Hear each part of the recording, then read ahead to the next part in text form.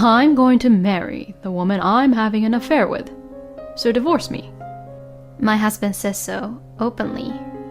And then he even said this to me. I need you to take care of my parents for my new married life. Huh? I'm counting on you from now on. I can't be with these insane people who don't even blame their own son for having an affair, but instead try to depend on me. So I told them something. My in-laws turned blue and got down on their knees to me as hard as they could. I am so sorry. My name is Mel. I am a 40-year-old part-time housewife. My husband and I have been married for about 16 years. We met through work. We are colleagues in the same company. We worked together on the same projects and went out for drinks. My husband was 2 years older than me and seemed to be a much more mature man to me at that time. He was funny and cool, and I fell in love with him at once. After a few dates, we started dating. After about a year of dating, he proposed to me, and we got married. I was very happy that I was going to marry the man I loved. I was only 24 years old at the time, but I think I really loved him because I still decided to marry him. After that, my husband and I worked together and had a happy married life. 3 years into our marriage, our son, Zach, was born. He was so cute. I thought he was an angel when he was just born. We were building a good family and were happy. I think it was a good thing that I quit my job after the birth because I was able to devote myself to raising our son and spend a lot of time with him. And I had a good relationship with my in-laws. When I visited my in-laws, they talked to me kindly with smiles on their faces and made me feel comfortable. I thought that we had a really happy married life. My in-laws love their grandson, Zach, very much, so they often came in our house or would invite us to theirs. Then my husband made this suggestion. Why don't we move in with my parents? Then they could see Zach every day and we could live in a big house without paying rent. Indeed, I thought his proposal was a good one. It was because of the good relationship between my in-laws and me at that time. My son is going to grow up and it would be better for him to live in a bigger house where he can live freely. So I agreed to live with them. However, I came to realize that my decision was wrong at that time. At first, I thought that living together was going very well. My parents-in-law seemed very happy to be able to live with their grandchild, and my husband seemed relaxed to be back at home. I did my best to do housework as a housewife, and my parents-in-law and my husband never complained to me. My son grew up to be a good boy, and we all watched him grow up. However, there was one thing that bothered me a little. My parents-in-law spoiled my son too much, buying him everything and giving him allowance without my permission.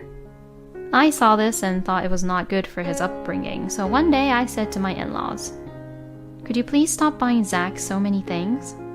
When I said this, my in-laws' eyes widened and they became angry. "Are you going to deprive us of the joy of spending time with our Zach? Do you think you are the only one raising him?" My in-laws yelled at me like that, but as a mother, I wanted to educate him properly. That's why I didn't back down. That's not what I'm saying. Of course, feel free to play with Zach. But please don't buy him things without asking me first. Even if you say that, if Zach wants something, we want to buy it for him. That's right. What if we don't buy it and we make him sad and he hates us? Are you going to take responsibility? It seems that my parents-in-law buy things for their grandchild to make him like them. But how are they going to take responsibility if my son becomes selfish because of it? I will explain to him that his grandparents are very kind and love him. So please, stop buying him too many things. Even though I had said all this, my in-laws did not seem to be convinced. Then they started talking to my husband when he came home from work as if it was my fault. Mel doesn't want us to play with Zach. She wants him all by herself. She wants to be the only one who gets to love him. I was surprised to hear my in-laws say something completely different, and my husband took them at their word. Hey, what's the meaning of this? Are Are you being mean to my mom and dad? Oh, wait a minute. I didn't do anything like that. I explained it to my husband. I told him that I just wanted them to stop buying too many things for Zach's sake. But he only believed what my in-laws said, not what I said. That's a load of crap. Don't lie to me like that. I'm not lying. So you think my parents are lying? My husband's eyes widened and he got angry like that. In the end, no matter how much I tried to explain, he believed what my in-laws said. I didn't think you were such a terrible woman. Since then, my parents-in-law have been cold to me. The food you cook tastes bad. You serve fish too often. Don't treat us like we're old, idiot. Don't embarrass my mother and father. You're such a useless wife. That's what they say to me every day. How can they keep abusing me like that? I think it's mentally exhausting to keep on being picking on, and so I even considered divorce. But my son was still small, about 5 years old at the time, and I had been a housewife since he was born and had not worked for a long time, so I was worried about whether I would be able to find a new job. Besides, I was not sure if I would be able to leave with my son. Under the current circumstances, my in-laws can take care of him and my husband has a stable salary, so they might decide that it would be better for them to take him instead of me. I did not want to give up my son just because things were not going well with my in-laws, so I just had to endure without divorce. My in-laws and my husband began to say worse and worse things to me because I didn't resist. They abused me so much that I wondered if they were really the same people I'd known before, and I stopped thinking of them as human beings. It makes me feel a little better. I lived a hard life day by day in this way. No matter how badly my husband and in-laws treated me, I thought it would be better if I could be there to watch my son grow up. My son grew up fast and entered elementary school. I was worried that he might become selfish because my in-laws had given him too many things, but he is a good boy at home, and it seems to be the same at school. I was very happy when the homeroom teacher told me during the parent-teacher conference that my son is a very kind and considerate boy. And my son was studying hard and his grades were good. But for some reason, the people who were aware of this were making it as if it was their own achievement. I guess it's because we did a good job raising him. That's right. We praise him and we buy him whatever he wants. That's important. It doesn't make sense that if you buy him what he wants, his grades will improve. But my in-laws seem to want to involve themselves in everything. I just try to listen to them, praise my son's hard work. I never tried to bribe him with things like my in-laws did, but he still adored me. He always talked to me and told me about things that happened at school. I guess my in-laws did not like that. When my son reached middle school, the amount of things they bought for him increased. They used to buy him sweets and toys, but this time, they bought him the latest gaming consoles and games. No matter how much I tried to stop them, they wouldn't let me. So I had to teach my son not to play too much and to be punctual and keep his promises. But even then, my in-laws still got themselves involved in a troublesome manner. We feel sorry for him if he still wants to play. We want Zach to have fun, so we bought it for him. Then I would report it to my husband and he would yell at me. I was completely disgusted. Anyway, all I wanted was for my son to grow up to be a good man. That was all I could think about as I went about my daily life. Time passed by and my son turned 13 years old. He's now a high school student and he's going through puberty, which may be very difficult for me as a parent. While I was thinking about this, an unexpected problem occurred. It was my husband's day off. My husband suddenly called me into the bedroom saying he wanted to talk to me. What on earth did he mean by inviting me here? I knew that he had no intention to do that because he and I had completely cooled off. And I myself didn't want to do such a thing with him anymore. While I was thinking about this, my husband suddenly made a surprising statement. I'm going to marry the person with whom I'm having an affair. What? I was surprised at the unexpected words from my husband. Well, it's understandable to be surprised. I've been trying to keep you in the dark, but I thought it was time to tell you. My husband told me so openly. Why would he want to tell the world that he's having an affair? Well, I don't know what a stupid person thinks. And finally, he says something like this. I'm counting on you to take care of my parents for my new married life. Huh? Wait a minute. You're getting a divorce, right? Then I'll have to leave with Zach, won't I? I said that and he said something crazy. I'm the one who's leaving. What? What do you mean? So I'm going to leave here and start a new married life with my new wife.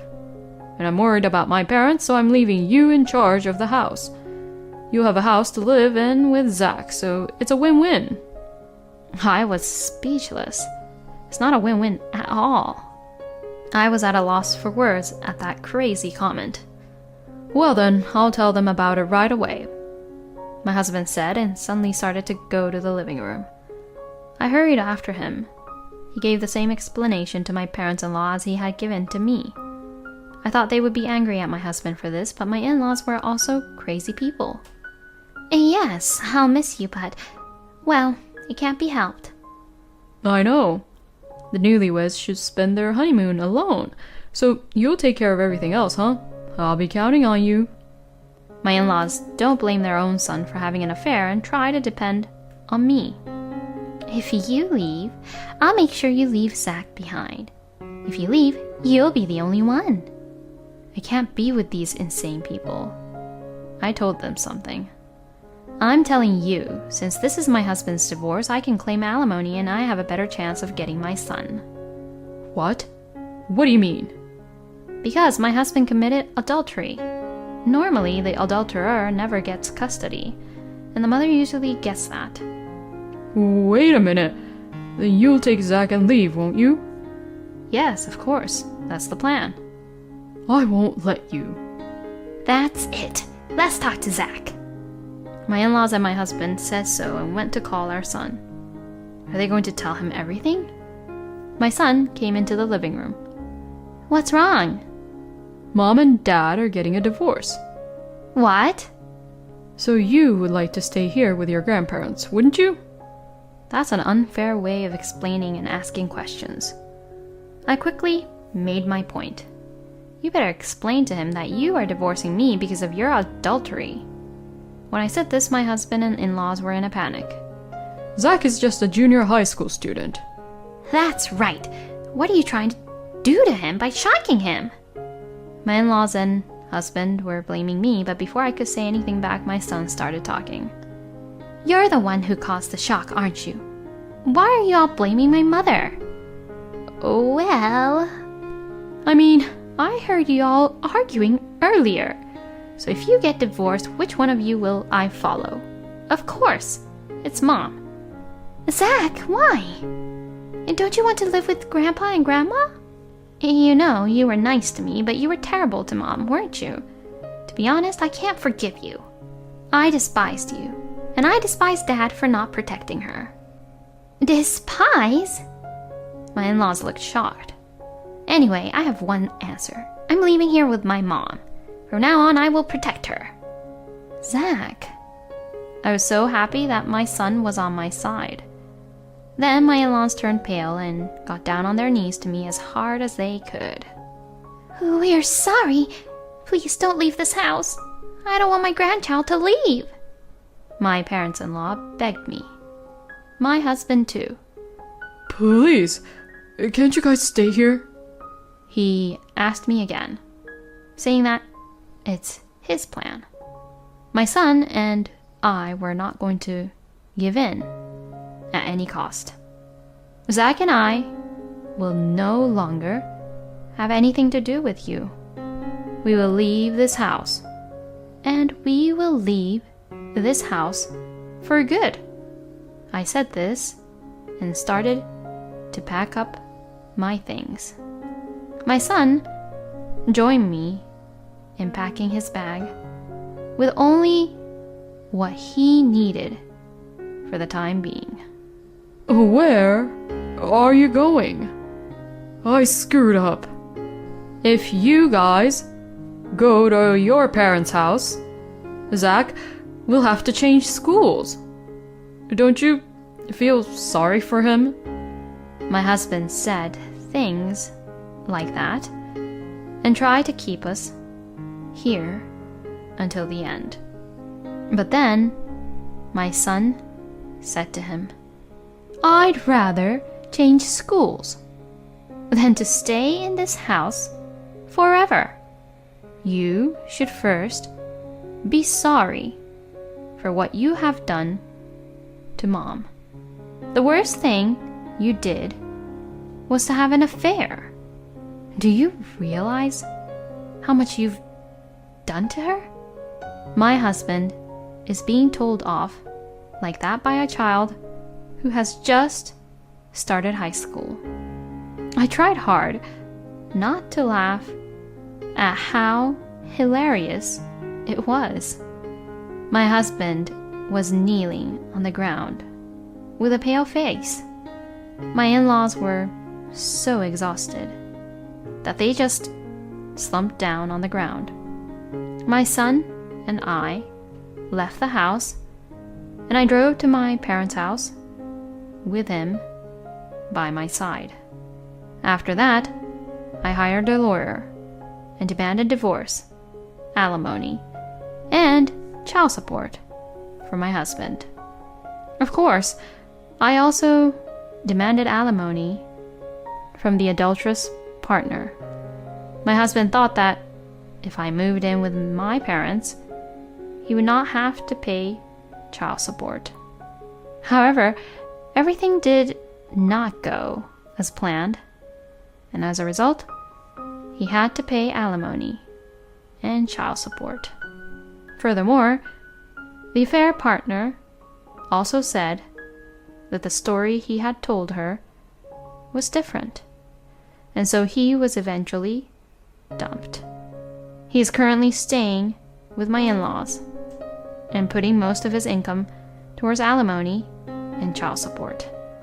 Incidentally, I told the neighbors about the affair and sent a certified letter to my ex-husband's workplace, so people around my ex-husband know about it, and they look at him coldly and refuse to get involved with him. "Because of you, we can't see Zach anymore." My ex-in-laws would blame my ex-husband. "It's because of my money that you have been living a good life, right?"